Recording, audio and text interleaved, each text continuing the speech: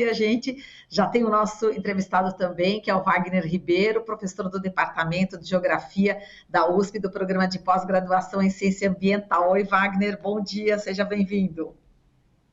Bom dia, Marilu, bom dia a quem nos acompanha. Bom, Wagner, vamos falar aqui sobre uma tragédia anunciada, né, que é a destruição da Amazônia, que vai ser catastrófica para o futuro da espécie humana no planeta. É uma revisão, né, da literatura científica que está fazendo esse alerta, é um novo artigo científico que afirma que, do ponto de vista climático, a degradação generalizada da Amazônia será uma catástrofe global irreversível. E, portanto, essa foi inclusive um artigo, né, da edição desta semana da revista Science, segundo os pesquisadores, muito além dos impactos diretos sobre a própria floresta ou sobre a própria região amazônica, o colapso do bioma teria o poder de desencadear alterações climáticas brutais em todo o planeta com consequências catastróficas para o bem-estar humano. E aí a gente inclui aí a insegurança hídrica, alimentar, migrações em massa e instabilidade política. E o interessante, né, Wagner, é que o trabalho é assinado por 19 pesquisadores de 6 países, incluindo muitos brasileiros, e desses brasileiros, 3 são da USP, né? O climatologista Carlos Nobre, né? Ele que também é pesquisador colaborador do Instituto de Estudos Avançados da USP, né?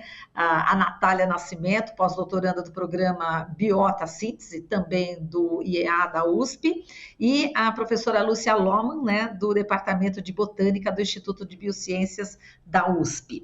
Então, a gente já vai colocar esse estudo, né, aqui em destaque, devido a esse alarme, né, que os cientistas estão fazendo. E eu já incluiria mais um dado aqui para você, Wagner, para a gente começar a conversa, sobre o garimpo ilegal. Enfim, que a gente está vendo toda essa tragédia acontecendo com o povo Yanomami, e a notícia de que o garimpo ilegal cresceu 54% na terra indígena Yanomami no último governo do ex-presidente Bolsonaro. Quer dizer, esse também é um fator que também prejudica demais o meio ambiente e os seres humanos, como nós estamos podendo ver com muita tristeza no coração o que está acontecendo com esses indígenas, né, Wagner? Veja, Marilu, são aí vários fatores, né, associados que estão levando a essa enorme devastação da Amazônia, com consequências seríssimas que transcendem muito, né, o próprio território brasileiro. E aí você tem total razão, né, esse estímulo que houve no último governo para ações de desmatamento na Amazônia e também para mineração irregular, ilegal, sem dúvida, né, corroborou, né, ampliou ainda mais os focos de tensão e principalmente de degradação do território amazônico.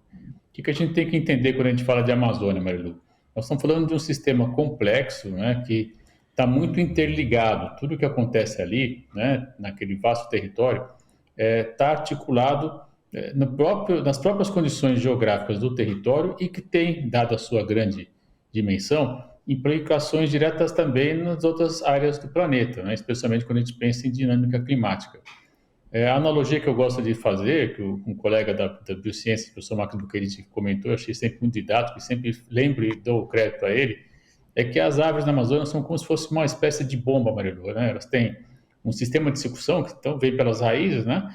E faz com que esse volume de água extraordinário acabe evapotranspirando pelas folhas e então isso, ao final, vai ter a chuva, né? Que é muito intensa, né? Se estima que metade da chuva da Amazônia, para você ter uma ideia, é gerada na própria Amazônia. Mas não é só isso, né? Parte dessa chuva, a gente já sabe disso, ela acaba sendo transportada, ela vai pela calha do Rio Amazonas, chega lá, encontra a Cordilheira dos Andes, volta-se à esquerda e chega até o território brasileiro, e, inclusive não além do Brasil, né? Vai além também do Brasil, desculpe, vai até o Paraguai, parte da Argentina, enfim. Parte da chuva, portanto, que a gente recebe em outras áreas do país também são provenientes desse sistema hidráulico fantástico, extraordinário que está lá na Amazônia. O que nós estamos verificando, né? E esse trabalho é muito importante, né? Mostra que esse estado está cada vez mais avançado, o que traz muita preocupação. O que nós estamos verificando, na verdade, como cientistas, como pesquisadores, é que, na verdade, o que está ocorrendo é uma diminuição desse volume de água, né? Os regimes de chuva clássicos não estão mais tão presentes assim, né? Isso tem sido constatado, Marilu, porque nos últimos anos se percebe um aumento de períodos de longa estiagem que não são frequentes na Amazônia, né? Eles estão se tornando cada vez mais decorrentes, cada vez mais com maior intensidade quando a seca aparece. Isso afeta claramente, né? Porque quando você diminui a água, você diminui todas as possibilidades de vida, de reprodução dos micro-organismos, das espécies arbóreas também, e também de toda a fauna que está lá presente. E aí, evidentemente que ao mudar isso tudo, você afeta a dinâmica dos rios, e aí vamos chegar nos Yanomamis, que você dizia há pouco, e outros povos originários também que vivem na área. Quando você afeta a dinâmica do rio, você está simplesmente inviabilizando um modo de vida, né, de um povo tradicional, de um povo originário. Para agravar, no caso que você está dizendo dos Yanomamis, foi acrescentado, inclusive, por meio da mineração ilegal, o mercúrio. Então, você teve diminuição de água e, ao mesmo tempo, né, a introdução de dejetos químicos de alto impacto à saúde humana, né? Essa combinação foi jogada nos rios, os peixes se alimentam desse material também, e isso acaba, de alguma forma, chegando até os povos originários, que tem na água e no peixe, né, uma fonte de alimentação, de higiene pessoal, etc. Então, esse conjunto todo que faz com que a gente fique muito preocupado, né? Por quê? Porque esse trabalho importantíssimo, ele mostra, né, como você disse, por meio de 19 pesquisadores, que talvez a Amazônia esteja muito próximo de um ponto de não retorno. O que é esse ponto de não retorno, Marilu? É quando o sistema natural não consegue mais realizar aquilo que é necessário para que ele possa ser mantido, né? E se isso ocorrer, o prognóstico é muito difícil, é muito duro, porque se prevê aí que nós vamos ter um regime de chuva muito diferente, bem mais seco, né? Isso vai implicar na reprodução das aves da Amazônia, por isso que em vez de ter essa exuberante, belíssima floresta, nós vamos passar a ter o que se chama de savana, né? Um cerrado sujo, enfim, árvores de menor porte, evidentemente, com mais intervalos entre uma árvore e outra, e fundamentalmente, Marilu, essa umidade não vai chegar até o sul-sudeste, por exemplo, do país, então vai afetar também a própria dinâmica, por exemplo, né, de produção agrícola, de abastecimento dos centros urbanos, de geração de energia elétrica, no caso brasileiro, né? Então, é importante ter clareza, Marilu, que o que acontece na Amazônia afeta, sim, a nós aqui no sul-sudeste, né? Afeta também na escala planetária, porque grande parte desse material que está hoje, uma forma de uma exuberante e belíssima floresta, é, na verdade, carbono acumulado, né? Se esse material se perde e ele vai para a atmosfera, a estimativa que esse próprio estudo aponta é que nós teríamos, só por conta desse volume extraordinário de carbono, 0,5% a mais na atmosfera como aquecimento. E isso, evidentemente, que somado a outros processos de aquecimento, podem trazer aí consequências seríssimas quando a gente está falando, aí sim, já na escala planetária, no aquecimento global. Então, é de fato, um conjunto de fatores que faz com que a gente tenha que estar muito alerta, né? E o quanto antes reverter esse tipo de degradação ambiental que está ocorrendo com muita intensidade, especialmente nos últimos anos, ainda mais no último, né? Daquele indivíduo que estava lá em Brasília, que ele parece que não quer voltar para o Brasil. Enfim. Tá com medo, né, de ser preso, né? E Wagner, vamos falar aqui do relatório ainda que destaca que 17% da cobertura florestal da Amazônia já foi desmatada e 400% convertida em áreas de produção agropecuária, pastos, agricultura, enfim. Agora, somei tudo, né? 17 mais 14 dá 31%, né? Os cientistas estão dizendo o seguinte, que ninguém sabe dizer exatamente onde é que fica o chamado tipping point que você falou, ponto de virada, né?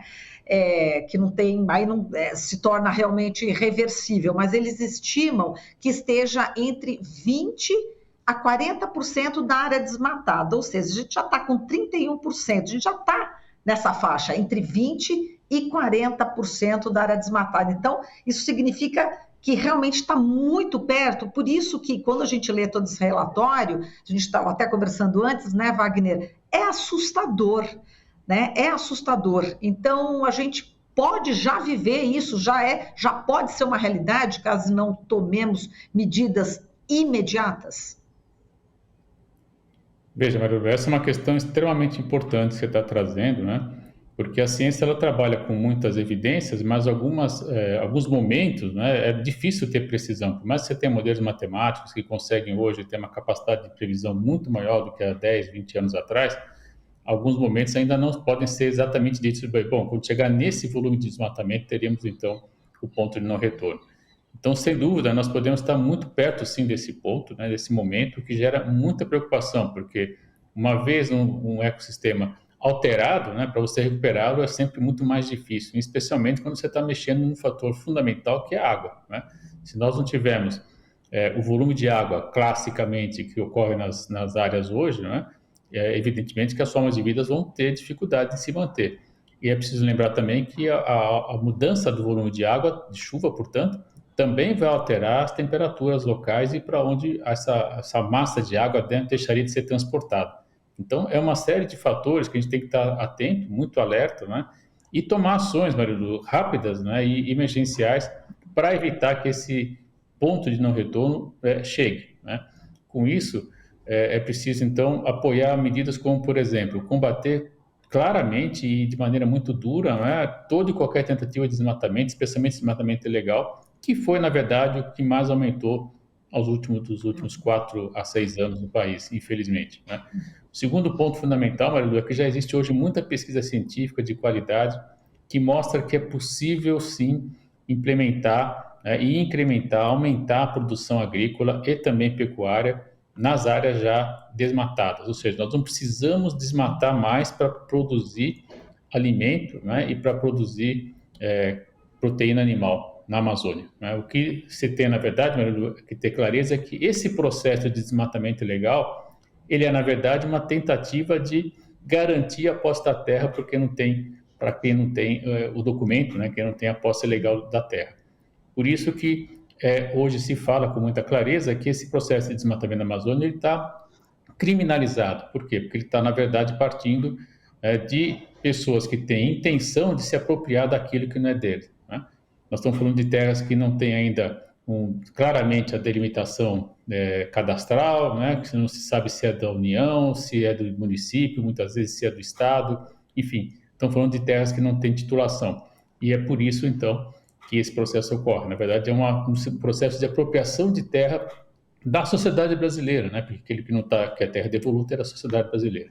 Então, é preciso ter muita clareza de que esse processo está ocorrendo, combatê-lo, né? E ao mesmo tempo, Marilu, penalizar, né? Punir com muita força, né? Como a gente está assistindo, por exemplo, para quem está envolvido no 8 de janeiro, devemos ter ações também exemplares para quem passar a desmatar de maneira ilegal, inclusive ocupando terras devolutas, como é o caso que está acontecendo na Amazônia. E aí, ao mesmo tempo, para quem já tem sua terra, já está desmatada, etc., apoio técnico científico que já existe para poder manter a produção, né? Incrementando com insumos que tornam a produtividade maior, que faz com que se produza mais, né, associando a conhecimento científico e tecnológico para a produção de soja, para a produção de gado também. Isso é possível já, Marilu. E para as áreas que não estão desmatadas, há hoje uma belíssima discussão sobre bioeconomia, né, sobre economia verde, enfim, sobre a Amazônia sustentável. O próprio professor Carlos Nobre, que você comentou há pouco, tem um programa muito interessante de pesquisa, também no Instituto de Estudos Avançados da USP, que nos deixa sempre muito orgulhosos, né, de, evidentemente, implementar, né, um conjunto de ações que façam com que a floresta em pé seja reconhecida como um importante instrumento para a conservação da floresta e também para a manutenção dos modos de vida, dos diversos gêneros de vida que tem lá por meio dos povos originários. Você me permite um pequeno spoiler, né? O reitor da USP, o professor Carlos Roberto Carlotti Júnior, também anunciou um grupo de trabalho, um centro de pesquisa, na verdade, sobre a Amazônia, que vai ser coordenado pelo professor Paulo Artacho. Então, nós vamos ter aí mais uma contribuição da USP para estudos que possam reverter esse processo e ajudar na conservação do bioma e, ao mesmo tempo, manter a floresta em pé e dar uso para aquilo que já foi desmatado. Então, é um desafio extraordinário, mas que tem, Marilu, hoje muita determinação, muito conhecimento já, né? E essas forças, digamos assim, do conhecimento têm que ser lembradas, têm que ser usadas para combater essas forças do mal que querem desmatar para se apropriar da terra de maneira ilegal. Então, é sim possível fazer algo, né? A gente assiste hoje no governo federal um desejo grande de mudança, existe um apoio também importante das universidades, portanto, eu acredito que com essa combinação nós podemos sim reverter esse quadro em caráter urgente e emergencial, Marilu. Exato, grande parceria, que boa notícia, Wagner, que você está trazendo aqui para a gente. Agora, o próprio Carlos Nobre, né, também está alertando, enfim, que a gente está próximo, né, desse ponto de virada, e que também alguns cientistas, né, não alguns, muitos, aliás, já acham que esse ponto de já acontece no sudeste da Amazônia brasileira, né, onde a floresta está emitindo mais carbono para a atmosfera do que é capaz de absorver. E exatamente se acontecer com mais da metade da cobertura florestal da Amazônia, o Carlos Nobre também está alertando nesse documento que a Amazônia vai desaparecer em 30 anos ou 50 anos, está muito próximo, né? Então, essa é a urgência que você está falando, né, Wagner? É preciso agir agora, né? Ontem, anteontem, era para já ter agido, né? Mas, de qualquer forma, não tínhamos, né, um governo, né, que se preocupasse com a preservação, muito pelo contrário, ele estava só destruindo. Agora, realmente já existe parte da Amazônia que já não tem, que já chegou ao ponto de virada, né?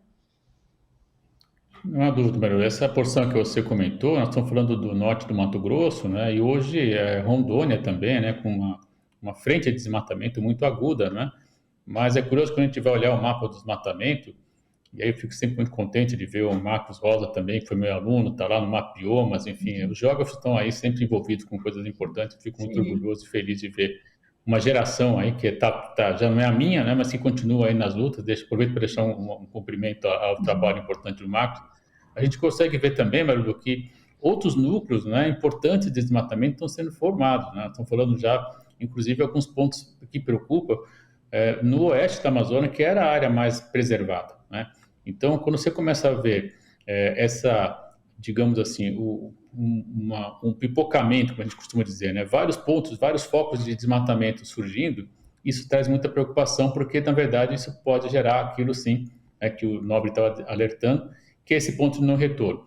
E é evidente que quando a gente olha o mapa de desmatamento dos últimos anos, a gente percebe claramente um crescimento muito expressivo, em especial nessas áreas que eu estava dizendo. Então, posso dizer, Marilu, que há sim um plano, que houve, na verdade, um plano de introdução de práticas, digamos, não adequadas à manutenção dos sistemas naturais da Amazônia, especialmente nos últimos 4 anos, né? Esse projeto fica muito delimitado, muito claro, quando a gente olha o mapa do desmatamento, percebe claramente onde foi introduzida a ação ilegal, né? E isso não é por acaso, né? As pessoas estudam, olham por mapa, sabem onde tem área devoluta, onde a terra não é de ninguém, entre aspas, né? E começa a fazer ações ali. Então, é preciso reverter isso sim, porque do mesmo modo que a gente tem esses instrumentos, né, que apontam isso, a gente tem também já hoje conhecimento, Marilu, para tomar ações que evitem o desmatamento e principalmente recuperem essas áreas degradadas, né? Então, acho que esse conjunto de forças políticas hoje, associadas à capacidade técnica que nós temos, permite sim, né, reverter esse quadro o quanto antes. Você tem razão, é para ontem, né? Não dá para esperar mais. Eu acredito que os sinais que estão sendo apontados mostram claramente uma mudança de rumo muito importante, que inclusive, Maru, está sendo reconhecido já no cenário internacional, né? Essa semana mesmo estava eu, Bocui, comentando com vocês aí, na verdade, né, sobre o Fundo Amazônia e a volta da Alemanha, por exemplo. Então, as ações, elas acabam, inclusive, tendo repercussão direta também na própria imagem externa do país. Exato. Agora, vou aproveitar aqui o teu conhecimento, Wagner, vamos diferenciar, né, desmatamento de degradação florestal, né, que eles estão apontando que é preocupante o desmatamento e é tão preocupante a degradação florestal que também impacta, né, severamente a biodiversidade, pode emitir tanto carbono, até mais, quanto esse corte raso aí da floresta, né? E eles estão se referindo exatamente a esses processos, né, ecológicos originais da floresta, né, Wagner, que foram corrompidos aí de alguma forma, né? Então eles estão citando, dando exemplos, né, de secas extremas, né, o corte seletivo ilegal, enfim, queimadas, e eles falam que essa região, né, onde fica exatamente, que não foi totalmente dizimada, mas ficam ainda algumas árvores, elas já realmente causam mais problemas também, né? Veja, do ponto de vista conceitual, né, a gente pode dizer que tem o desmatamento quando você tem, de fato, né, a derrubada da floresta, aí você tem o desmatamento mais agudo, que é a retirada total, mas tem também a degradação, e aí nós estamos falando para além da floresta, das espécies arbóreas, por exemplo, né, quando nós estamos falando, por exemplo, da introdução do mercúrio, né, tem uma degradação muito mais aguda, evidentemente, porque além de tirar a cobertura vegetal, você introduz elementos externos aos processos naturais, como, por exemplo, o mercúrio, que vai depois penetrar no solo, chegar aos corpos d'água. Estou citando o mercúrio porque me parece que está mais ilustrado para todo mundo, dado, infelizmente, o que a gente verificou aí com as terras Yanomamis. Mas há outros processos também, né? Se nós pensarmos no caso dos agrotóxicos, né? Principalmente, esse material depois vai penetrar no solo, vai penetrar na água, né? Então você tem uma degradação muito aguda também. E a degradação ela vai além, portanto, ela é mais preocupante que o próprio desmatamento. Você, além de desmatar, né, você tira a vegetação, você introduz elementos externos que faz com que depois a resolução, a mitigação, como a gente costuma dizer, né, ela é muito mais cara, muito mais onerosa e muito mais demorada, né? E, portanto, a degradação ela tem impactos ainda mais sérios que o próprio desmatamento. O desmatamento já é absurdo, não deveria ocorrer, mas quando você desmata e, além disso, agrega elementos químicos de alto impacto, você está trazendo, de fato, um enorme prejuízo para todo o sistema natural e, como dizia há pouco, né, para todos nós que dependemos dessa água que vem da Amazônia, né, que dependemos do carbono fixado na Amazônia para manter as condições climáticas do planeta como estão hoje. Então, de fato, a degradação ela é muito mais preocupante, muito mais impactante e tem que ser combatida. E tem tecnologia para isso, Pedro. Temos conhecimento para isso, sim, para que a gente possa usar território que já está desmatado sem degradá-lo. Esse é o grande desafio, né? Porque o que se argumenta é que a terra da Amazônia não é tão fértil assim, né? Então, já que eu não consigo mais produzir, eu vou lá e desmato mais um pouquinho. Na verdade, não é bem isso. Nós sabemos já que existe, sim, algumas dificuldades técnicas para operacionalizar algum tipo de agricultura na Amazônia, mas é preciso, então, mudar a prática agrícola para a Amazônia, não introduzir lá uma espécie que não é adequada para aquelas condições de solo e de água que ocorre lá. Então, isso já é reconhecido e já tem, portanto, alternativas tecnológicas também e de produção agrícola, por exemplo, adequadas às próprias condições naturais do ecossistema amazônico. Exato, e o estudo está dizendo aqui que já 38%, né, das florestas remanescentes da Amazônia estão degradadas. Nossa, quase 40%, é um índice altíssimo, Wagner. Agora, tem essa boa notícia, né? Enfim, que a gente está num outro patamar agora, né? Enfim, estamos no governo Lula e justamente eles lembraram aqui que o Brasil combateu o desmatamento com sucesso, com redução de 80% entre 2004 e 2014. Quem eram os governos? Lula e Dilma. Quer dizer, agora a gente tem essa esperança pelo menos, né, Wagner? Não há dúvida, Marilu. Acho que o momento é bastante esperançoso, sim, a palavra é essa mesmo, né?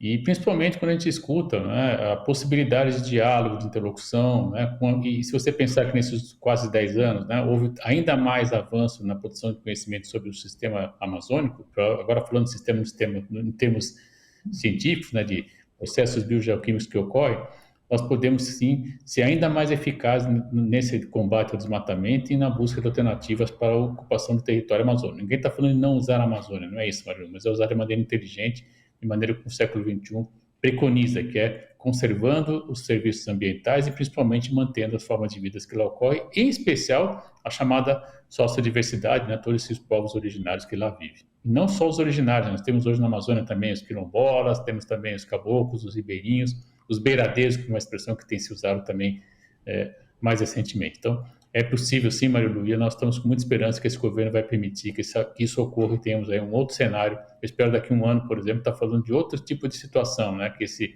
quadro já está começando a ser revertido. Não é uma tarefa simples, mas ela é possível de ser realizada. Olha, o Wagner, só para a gente encerrar aqui, o Marcelo Gustavo Guimarães aqui no chat está falando, né, valorização da ciência ambiental. Aí ele está falando o seguinte: professor, com licença, não sei se se é exatamente a sua área de estudo, Wagner, mas de qualquer forma, ele lança aqui a pergunta, né? Professor, com licença, não há como limpar esse mercúrio, já que está em um condutor? enfim, ele faz essa pergunta e fala também, né? Inclusive eu vi reportagem, viu, Marcelo, ontem, né, sobre os drones, né, que já estão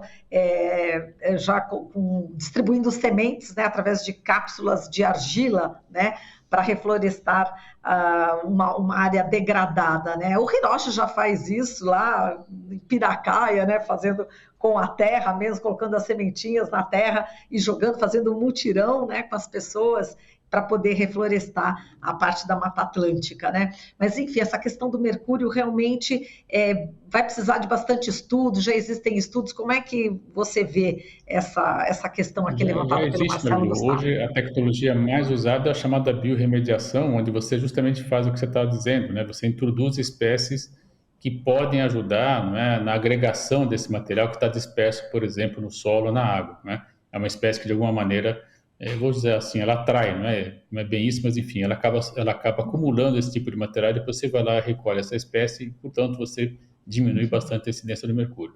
O problema é que há um espraiamento também, né, que a gente chama de poluição fugidia, ou seja, esse mercúrio ele acaba sendo transportado pela água, às vezes, e principalmente, né, ele acaba sendo introduzido na vegetação e também nas espécies, né, peixes, por exemplo, e mesmo para pequenos animais, né? E isso acaba, de alguma maneira, acumulando e é passado de geração em geração. Então, nós não sabemos, conseguimos prever exatamente, né, quanto tempo esse material vai estar circulando de um peixe ao outro. Não é uma tarefa simples, portanto, mas é possível sim combater, é possível, já tem conhecimento para isso. É demorado e é caro, mas é possível sim começar a reverter. É necessário mostrar que vamos reverter isso, né? Isso me parece fundamental e usar esse conhecimento que já existe para dar esse ponto de partida. Muito bem, e ele também está falando a respeito aqui da fiscalização, quer dizer, aquilo que a gente está falando, né, nesse novo quadro, né, político, será possível, né, incrementar a fiscalização, tacar fogo nesses helicópteros aí, nesse maquinário desses garimpeiros ilegais também, né, existe essa expectativa, né?